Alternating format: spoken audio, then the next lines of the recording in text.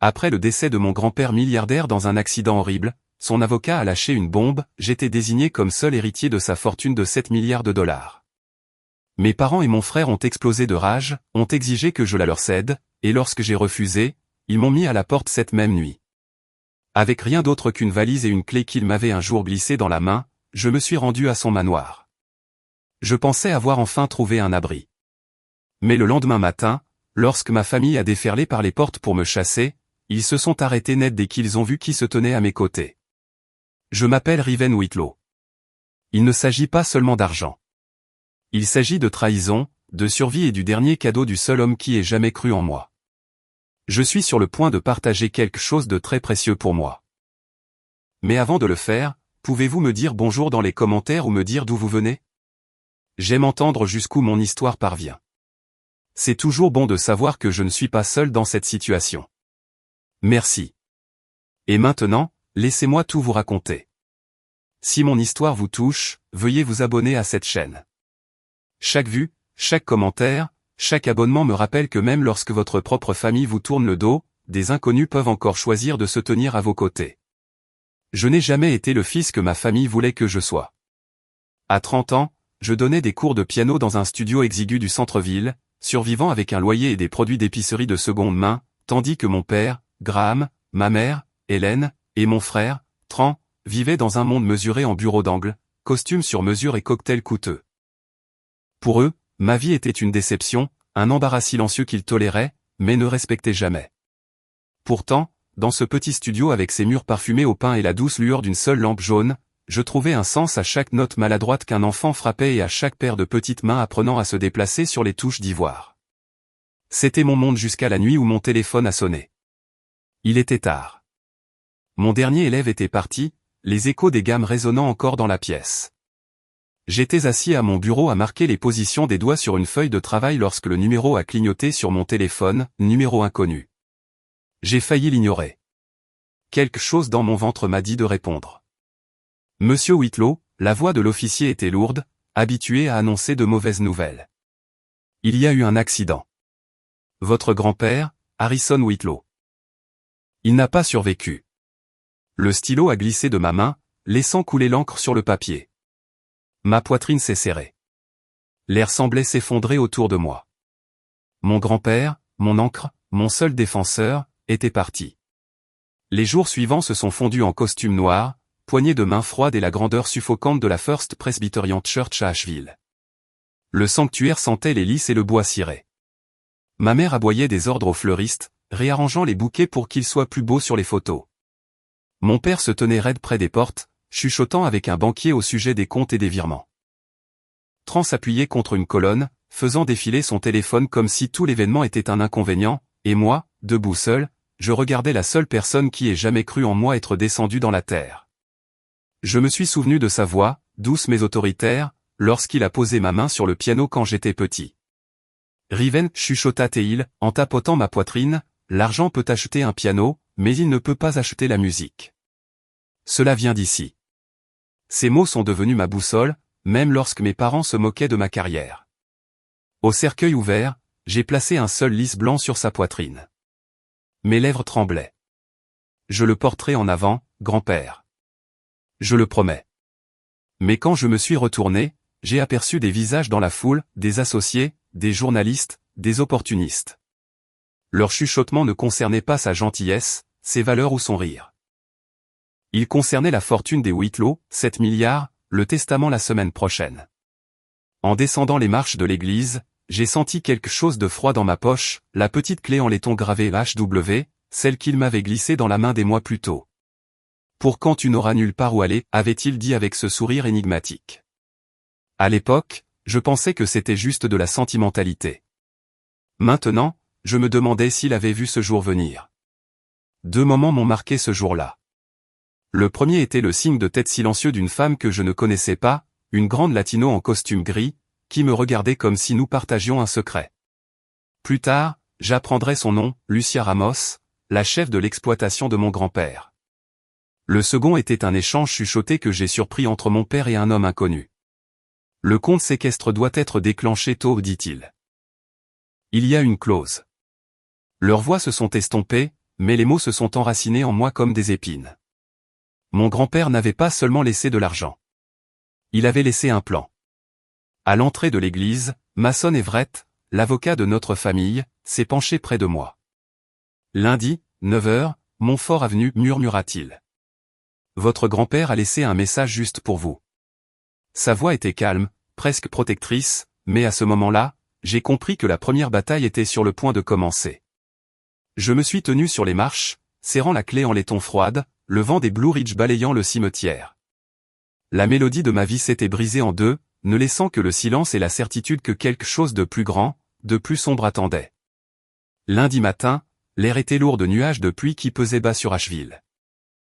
Je me suis tenu devant le bureau de Mason sur Montfort Avenue, une maison Queen Anne avec des boiseries foncées et des vitraux qui filtraient la lumière en éclats de rouge et d'or.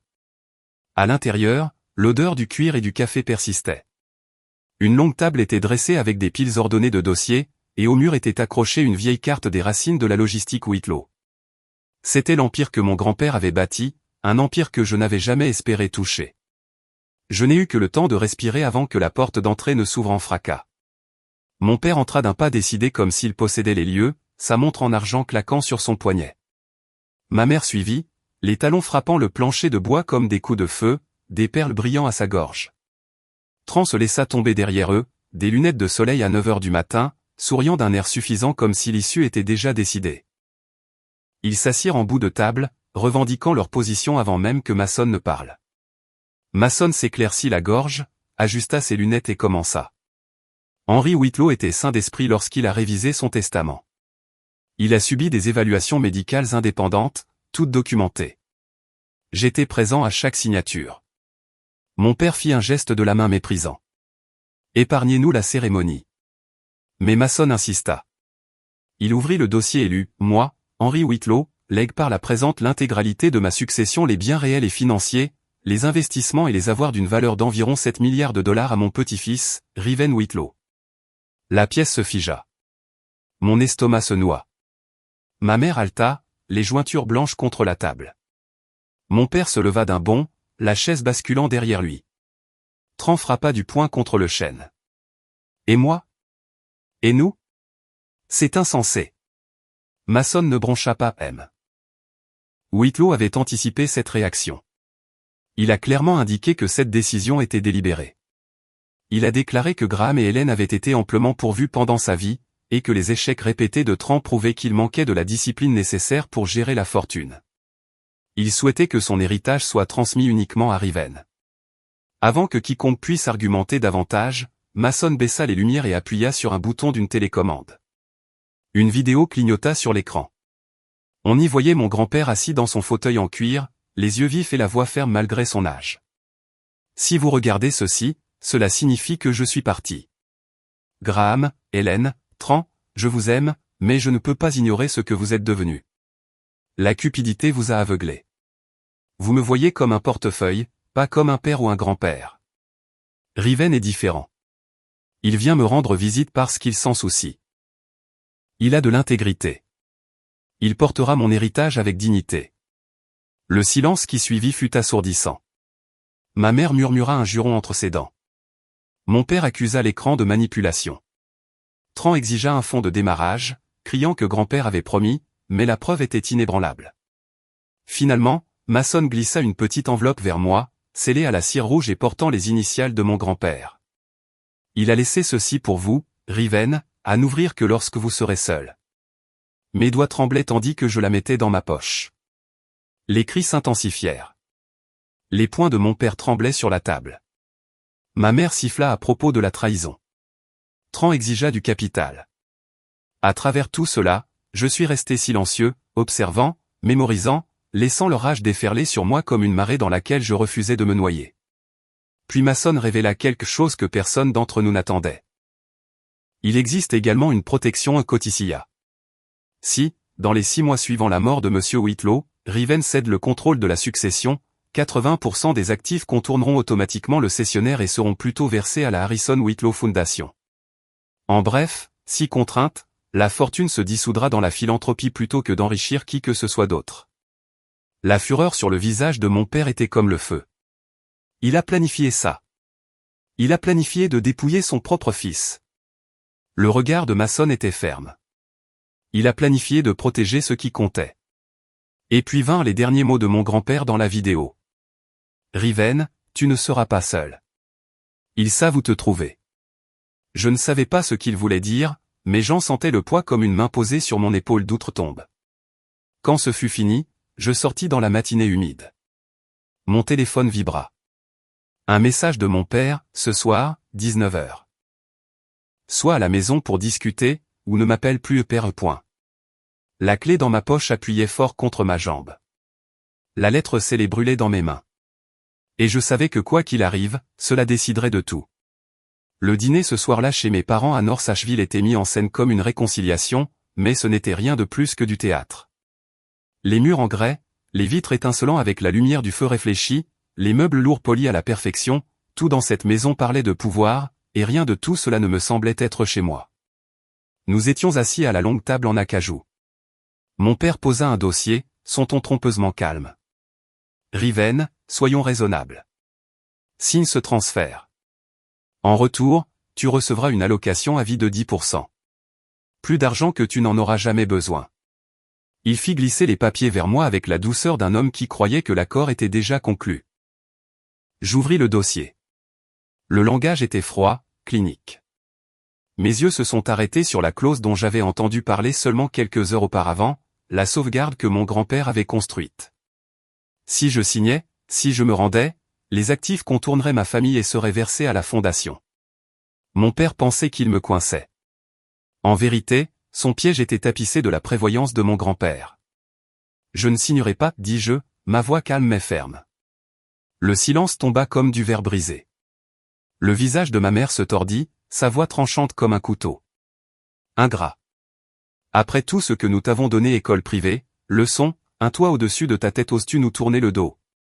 Tran se pencha en avant, ricanant. Profite de tes milliards, garçon de piano. Tu te noieras dedans. Mon père claqua son verre sur la table, le cristal résonnant. Soit tu signes, soit tu quittes cette maison ce soir. Tu ne sortiras pas en tant que mon fils si tu refuses. Je me levai sans dire un mot, les pieds de la chaise raclant le sol en pierre. Ma vieille chambre était exactement comme je l'avais laissée il y a des années, la courte pointe bleue, les trophées de piano poussiéreux alignés sur l'étagère, la photo de récital de moi avec une posture maladroite et un nœud papillon trop grand. Je fourrai quelques chemises dans un sac de sport, attrapai la photo de moi et de mon grand-père près du piano à queue, et glissai mon cahier de musique sous mon bras. Mes mains tremblaient, mais ma poitrine brûlait de quelque chose de plus fort que la peur. Dans le garage, l'odeur de l'huile et du béton humide m'entourait. J'ouvris la lettre scellée.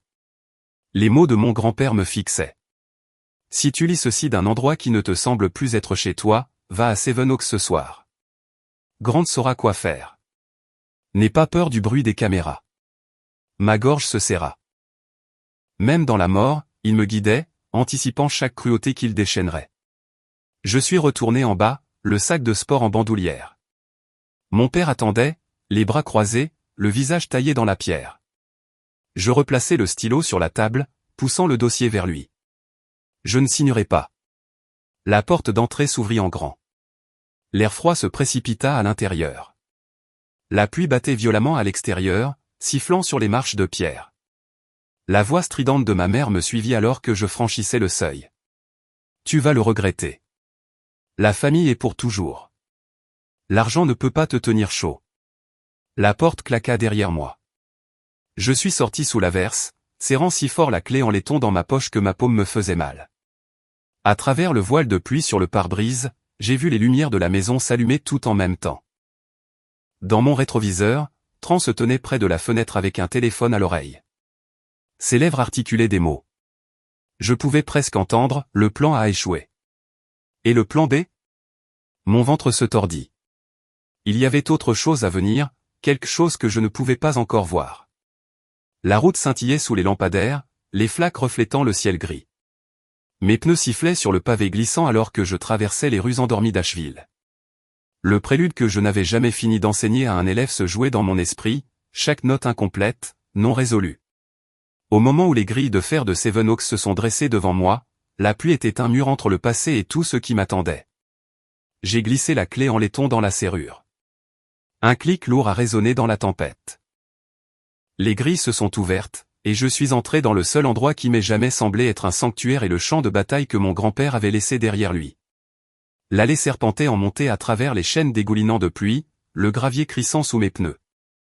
Des lumières brillaient faiblement aux fenêtres de Sevenoaks, le domaine qui avait autrefois été mon refuge d'enfance. Ce soir, il ressemblait à une forteresse, silencieuse et attendant. Les portes d'entrée s'ouvrirent avant que je puisse frapper. Un grand homme aux cheveux grisonnants et en costume repassé se tenait dans l'embrasure de la porte. Ses yeux se sont adoucis lorsqu'ils m'ont trouvé. « Monsieur Riven, dit-il avec une révérence respectueuse. Votre grand-père savait que vous viendriez ce soir. » C'était Grant Holloway, l'homme qui avait été aux côtés de mon grand-père pendant des décennies. Il m'a conduit à travers le grand vestibule, l'air riche du parfum du cèdre et du cirage au citron. Le plancher de marbre reflétait l'éclat du lustre. Le salon portait encore le léger parfum de fumée de bois. Le piano à queue dans la salle de musique était recouvert de son voile de velours, silencieux comme s'il attendait mes mains. À travers les hautes fenêtres, je pouvais voir les roses du jardin, lissées par la pluie, leurs pétales lourds d'eau. « Venez, dit Grant, son ton ferme mais grave. » Il me guida dans un couloir bordé de portraits d'ancêtres des Whitlow, leurs yeux peints semblant me suivre. Au bout se trouvait une porte renforcée en acier. À l'intérieur, le bourdonnement de machines remplissait l'espace, un mur d'écran projetant une lumière bleue froide sur tous les coins du domaine sous surveillance. Il a fait d'installer ça l'année dernière, expliqua Grant. Il a dit qu'il viendrait un temps où cela importerait. Il m'a dit que ce serait la famille contre laquelle nous devrions nous prémunir.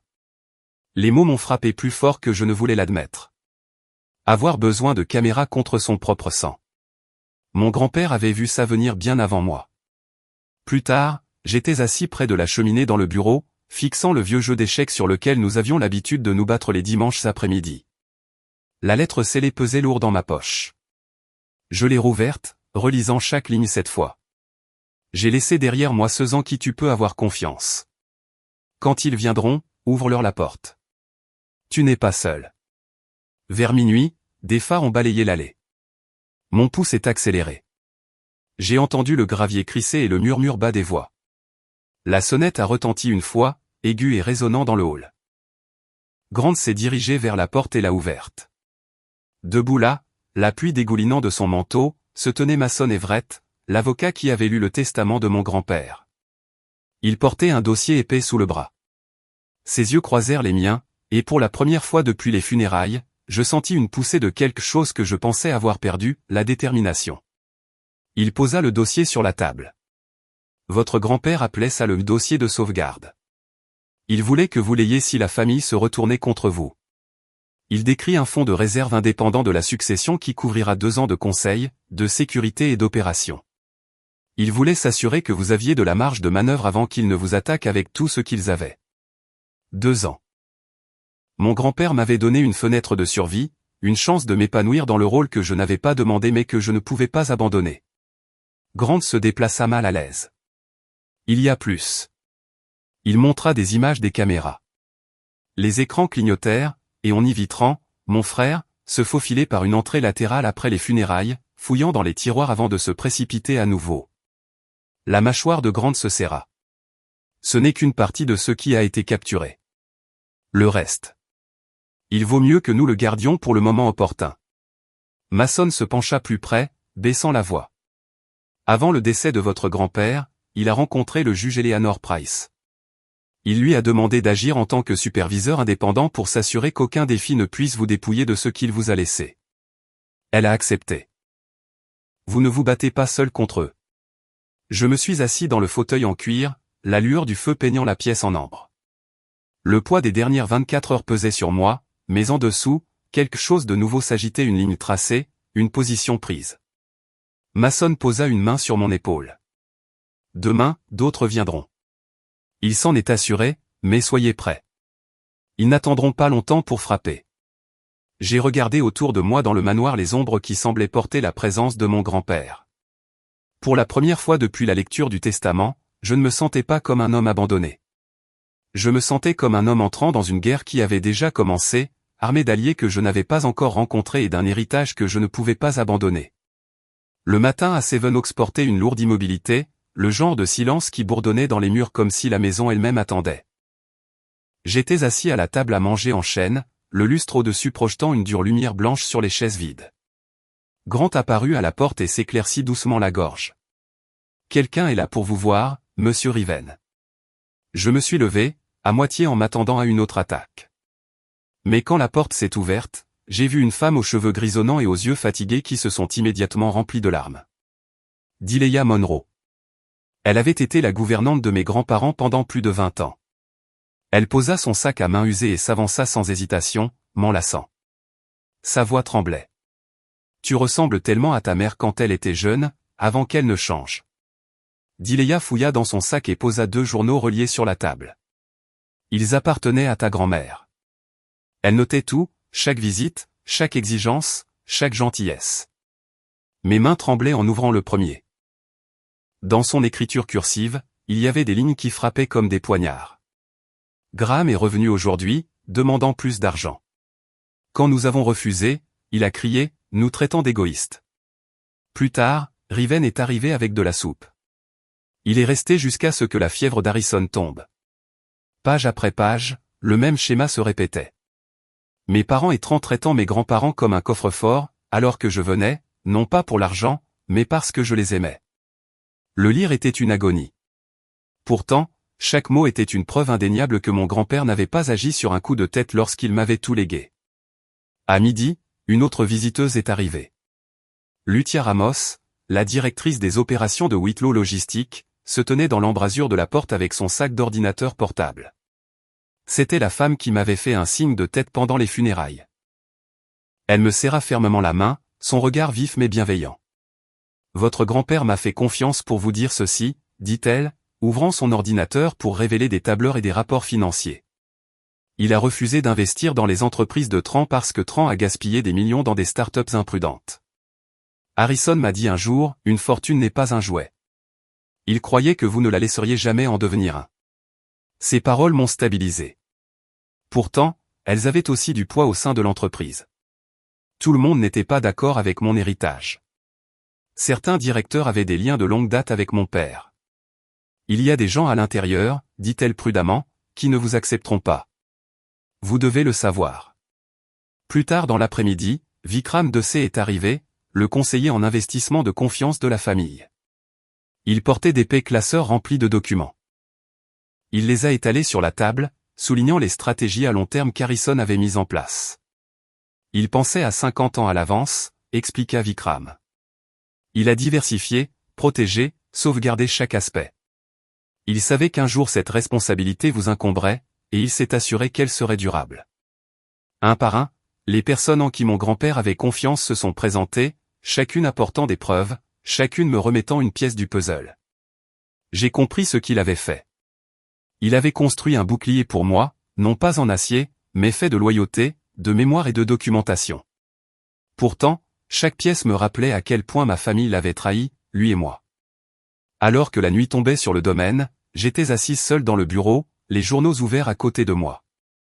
Mon téléphone vibra, un numéro que je ne reconnaissais pas. Le message était bref, ce soir à 23 heures, soyez prudents dans le bureau. Tous vos alliés ne sont pas vraiment les vôtres.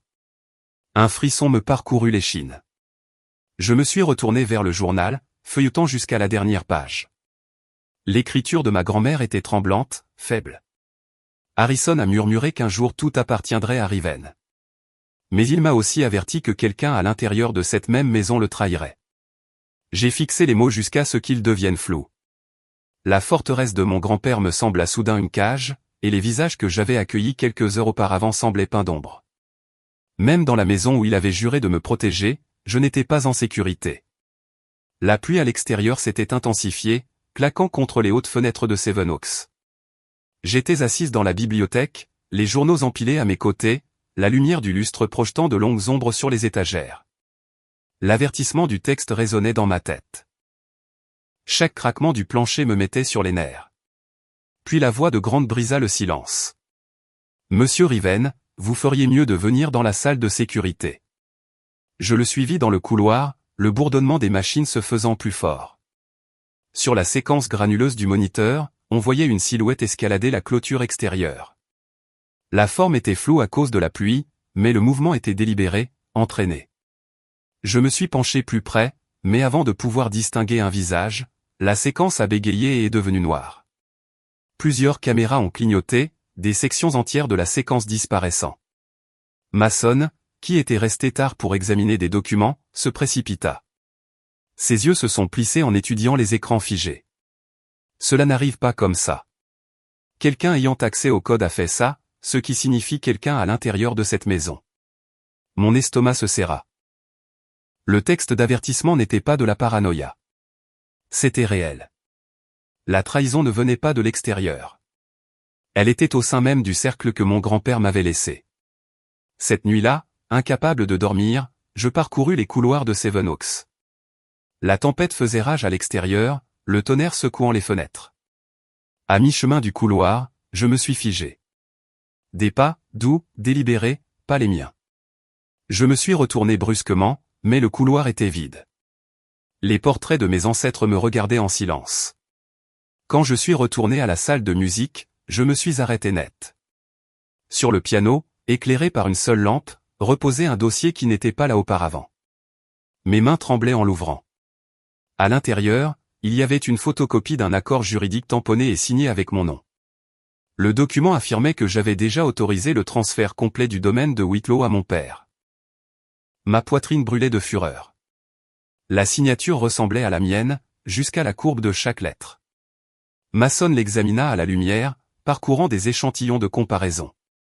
C'est un faux, dit-il d'un ton sombre. Mais celui qui a fait ça connaissait parfaitement votre écriture. Regardez ici. Ces traits correspondent presque exactement aux anciennes notes de Tran.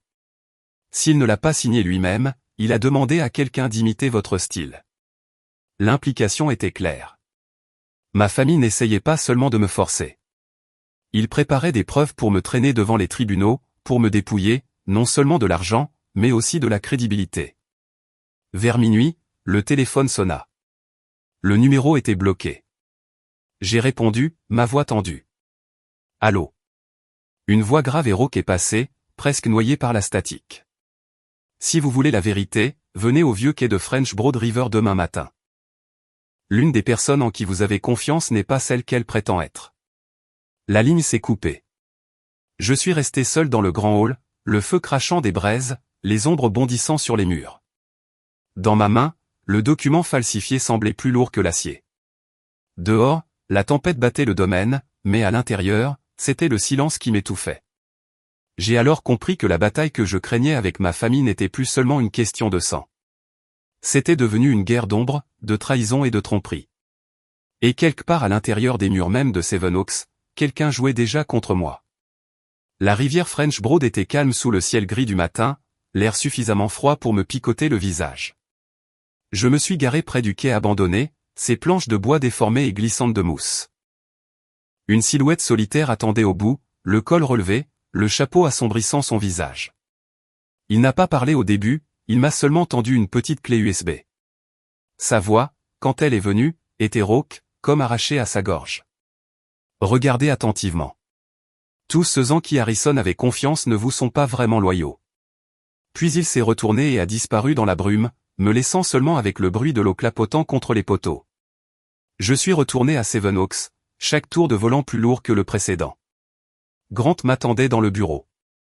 Ensemble, nous avons glissé la clé dans le projecteur. L'écran s'est rempli d'images granuleuses.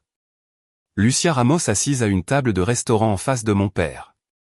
Elle s'est penchée en avant, faisant glisser un dossier vers lui. Sa main s'est refermée dessus comme un serpent s'enroulant autour d'une proie. La pièce a éclaté en murmures. Lucia, expliquez ça. Ma voix était plus froide que je ne l'avais voulu. Elle a redressé son dos, son visage tendu. Ce n'est pas ce que ça paraît. Harrison m'a dit de surveiller les mouvements de Graham. Cela pourrait être un coup monté. Regardez de plus près. Les horodatages ne correspondent même pas. Avant que je puisse répondre, Vikram s'est penché, les yeux fixés sur l'écran. Elle a raison. Regardez ici. Cadre épicé, pixels flous. Ceci a été édité. Quelqu'un voulait que vous doutiez d'elle. Il s'est tourné vers moi avec une urgence tranquille. Ceux-ci portent les empreintes de Graham sur toute la ligne. Il essaie de nous fracturer. La pièce s'est remplie de voix, l'accusation rencontrant la défense, la loyauté se heurtant à la suspicion. J'ai regardé de visage en visage, le doute s'installant comme de la fumée. Chaque allié que mon grand-père m'avait laissé semblait maintenant sous une ombre. À la tombée de la nuit, le domaine semblait plus froid. En retournant à mon bureau, quelque chose a attiré mon attention, une enveloppe glissée sous la porte. Je l'ai déchirée avec des mains tremblantes. À l'intérieur, il y avait des photographies de moi et de Mason nous rencontrant en privé dans son bureau. Granuleuses mais suffisamment claires pour susciter le doute. En bas, griffonné en lettres noires épaisses, le plus proche et le plus dangereux. Ma poitrine s'est serrée. Mason avait été mon point d'ancrage, la seule voie constante de la raison. Maintenant, même ce lien était attaqué. J'ai regardé autour du bureau les visages de ceux qui avaient juré de me protéger, Lucia, Vikram, Grant. Aucun d'eux n'a croisé mon regard. Cette nuit-là, j'étais assise seule au bureau où mon grand-père travaillait autrefois. Les journaux gisaient ouverts, les photographies éparpillées sur le bois, la clé USB brillant encore dans le projecteur. Les mots de mon grand-père résonnaient, « Tu ne seras pas seul ». Pourtant, pour la première fois, je me sentais terriblement, effroyablement seul. Des moteurs ont grondé à l'extérieur des portails le soir suivant. Depuis les moniteurs de sécurité, j'ai regardé d'élégantes voitures noires s'arrêter, les phares perçant la pluie. Des hommes en costume en sont sortis, des porte-documents à la main. Et au centre, Graham Lan et Tran, leurs expressions dures d'intention. Le grand hall de Sevenoaks brillait de lumière quand ils sont entrés, leurs chaussures frappant le marbre comme des coups de feu. La voix de mon père a fendu l'air. Riven est inapte à gérer le domaine. Nous avons des preuves, des documents signés de sa main. L'un des avocats a ouvert un porte-documents, étalant le contrat falsifié qui portait mon nom. Le papier brillait sous le lustre, accablant dans ses lignes nettes. Je me suis levé, stabilisant ma voix, bien que mes mains tremblaient. C'est un mensonge. Mason s'est avancé à côté de moi, plaçant le vrai testament et son codicille sur la table. Le domaine est protégé par une clause que M. Whitlow lui-même a conçue. Si Riven signe quoi que ce soit sous la contrainte, les actifs se dissolvent dans la fondation. Rien ne revient à Graham, Hélène ou Tran. Les avocats adverses ont hésité. La mâchoire de mon père s'est serrée, mais avant qu'il ne puisse se reprendre, mon frère s'est jeté en avant, sa voix craquant de fureur. Assez de cette mascarade. Ceci est à moi. Tout. Son visage était rouge, ses poings serrés, le masque de la maîtrise de soi disparu. Je l'ai regardé droit dans les yeux. Si grand-père avait cru que tu étais digne, il te l'aurait donné il y a des années. Il a vu qui tu étais vraiment. Les sanglots de ma mère ont rempli la pièce. Elle s'est agrippée au bras de mon père, sa voix dégoulinant d'accusations. Comment as-tu pu nous trahir comme ça, après tout ce que nous t'avons donné? Tu as tourné le dos à ta famille. J'ai respiré profondément, forçant le calme dans mes paroles. La famille ne prend pas l'amour en otage. La famille n'exige pas de signature aux funérailles. Grand-père m'a choisi parce qu'il savait que je ne trahirais pas ce qu'il a construit. Pendant un instant, la pièce a été un pur chaos. Des voix se sont heurtées, des papiers ont été agités comme des armes, des accusations ont été lancées dans l'air. Puis la voix de Grant a retenti, claire et nette. Assez. Il a appuyé sur un bouton, et une vidéo a rempli les moniteurs. La séquence montrait Graham Lan et Tran fouillant dans les tiroirs de Sevenoaks quelques jours seulement après les funérailles. Leur cupidité s'est jouée en haute définition, indéniable et brute. Les portes du hall se sont ouvertes. La juge Eleanor Price est entrée, sa présence imposant le silence. Ceci est suffisant pour entamer des poursuites pour entrée illégale et tentative de détournement de biens immobiliers. Et puis la chef Mara Jennings est intervenue, son insigne captant la lumière du feu. Si nécessaire, j'autoriserai des arrestations sur le champ. L'air s'est vidé de la pièce. Le visage de mon père a pris une teinte dangereuse, les larmes de ma mère se sont maintenant teintées de rage, et la bravade de Tran s'est flétrie en silence. Ils ont ramassé leurs affaires, humiliés. Mais alors qu'ils se tournaient pour partir, mon père s'est arrêté au seuil. Il a pointé un doigt vers moi. Ce n'est pas fini. Tu paieras pour avoir défié ta propre lignée. Les portes se sont claquées derrière eux, l'écho roulant à travers le domaine comme le tonnerre. Ma poitrine s'est soulevée, mes mains tremblant encore, mais je me suis tenu plus droite qu'auparavant. Je n'étais plus le fils qu'ils avaient rejeté, plus l'étudiant qui s'en sortait à peine. J'étais le gardien de l'héritage d'Harrison Whitlow, et je venais de prouver que je pouvais tenir bon.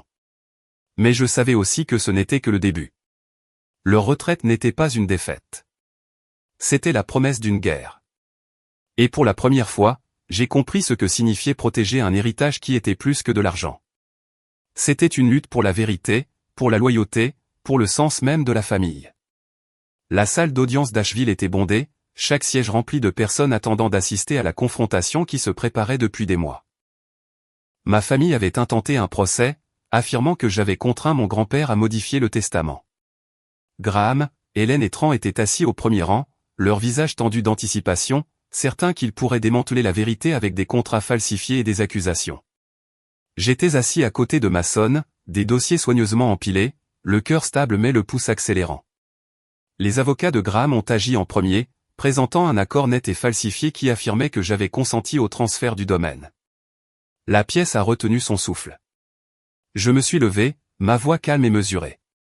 Si ce contrat était authentique, pourquoi le codicille ne s'activerait-il pas automatiquement? La clause de protection empêche tout transfert forcé. Les avocats ont remué mal à l'aise, incapables de trouver une contrepartie. Grant a inséré la clé USB originale dans le projecteur. Des images granuleuses ont rempli l'écran, Graham, Hélène et Tran fouillant dans Sevenoaks quelques jours seulement après les funérailles. Leur cupidité, leur mépris du droit et de la loyauté étaient indéniables. La salle d'audience a murmuré, des chuchotements et des halètements se tissant à travers les spectateurs. Le marteau de la juge Eleanor Price a réduit la salle au silence. Le testament est valide. Tous les biens appartiennent à Riven Whitlow. Les actions ultérieures concernant l'intrusion et la contrefaçon sont renvoyées aux autorités compétentes. Hélène a fondu en larmes, Tran a crié et Graham s'est affaissé sur sa chaise, pas les vaincus. La salle d'audience ne s'était jamais sentie aussi silencieuse. Quelques mois plus tard, Sevenoaks était vivante d'une nouvelle façon.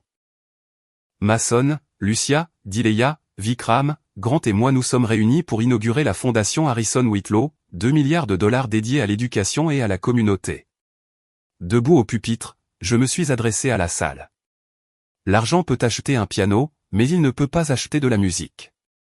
Le véritable héritage est de donner à la prochaine génération la chance de créer ses propres mélodies. Des applaudissements ont rempli la salle, les visages chaleureux de gratitude et de soutien. Ce soir-là, la table à manger en chaîne a accueilli un type de famille différent. Des amis, des alliés et des mentors ont partagé des repas, des rires et des histoires.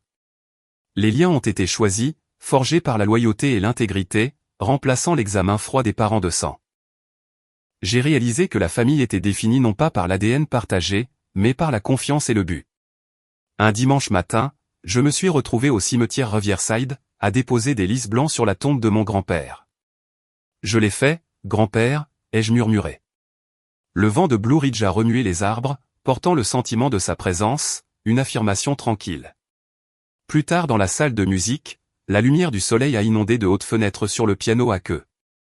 Mes doigts ont touché les touches, et le prélude que je n'avais jamais terminé s'est joué pleinement, chaque note résonnant à travers la salle.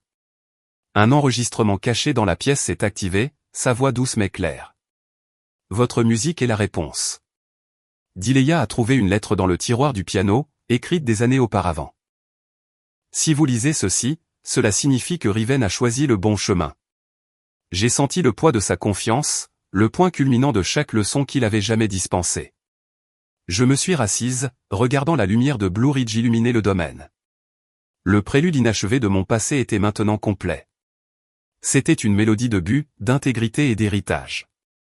J'ai murmuré, laissant le son remplir la pièce, ceci est à nous, grand-père, à vous et à moi. Les batailles étaient terminées. Le domaine était sécurisé. La leçon a perduré. Le véritable héritage n'est pas l'argent, mais les valeurs, le courage et la volonté de les honorer.